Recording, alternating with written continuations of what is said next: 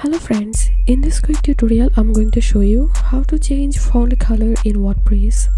But before getting started this video, make sure to subscribe. How to 1 minute. So first of all, I'm going to open a post and I'm going to edit this one.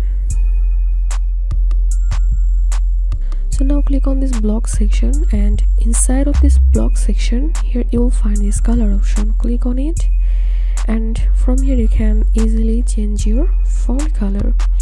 And if you click on custom color, and from here you can make a custom color for your text. And if you want to change the background color, go to block again